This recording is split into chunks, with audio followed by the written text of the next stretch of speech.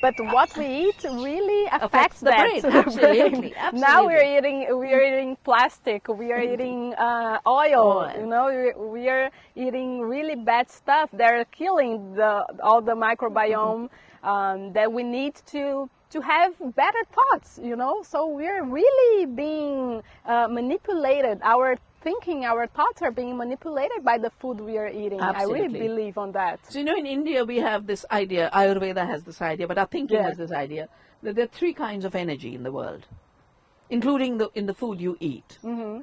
The one is sattvic, that holds and binds, you know, the relationship of Yes. love, the kind of experience we've had in this beautiful place. Then there's Rajasic, which creates huge excitement, you know. I have 50 Yes. beers and I'm shouting at a football match.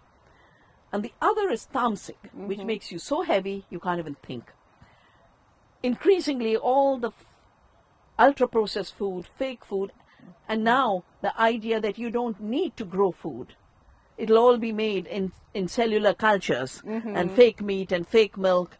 All of that is with the knowledge that, oh, we can manipulate them even more by killing their capacity to be thinking autonomously because they've eaten autonomously. And that's why food freedom Exactly. and human freedom go very closely together. And none of this will happen overnight. None of this will happen in a predictable way.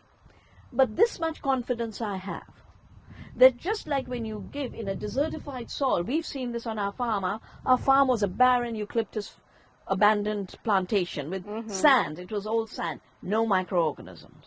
We just gave love and care. And now it's so abundant, not just in the soil, but there are plants that are edible, you know, plants that we didn't grow. The other day I stood in a square foot. There were 13 plants we hadn't grown in our fields, of which 11 were medicinal and 2 were edible. Wow. So the biodiversity in the soil, the biodiversity of the plants, it comes out so happily and willingly. I'm now seeing plants I saw as a child that I haven't seen in the last 20, 30 years. Amazing. And The generosity of yeah. nature is so It's beautiful. amazing. And Yeah. I think it is, you know, we have to get rid of anthropocentrism, not just as a wrong way of thinking of superiority of humans over nature, but I think we have to get rid of anthropocentrism in movements too, because very often we exaggerate our role in the transformation. Yeah. Like I always say, we are not atlases carrying the world on our shoulder. We are earth beings. The earth is carrying us. And the minute we shift to that humility and that recognition of the creative power of this beautiful earth of which we are a part, then our role becomes proportionate. And then we don't get overwhelmed.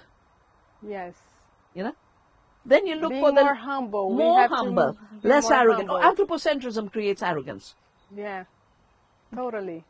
Yeah. That's the answer for the getting rid of the greed of those of those in You know, power.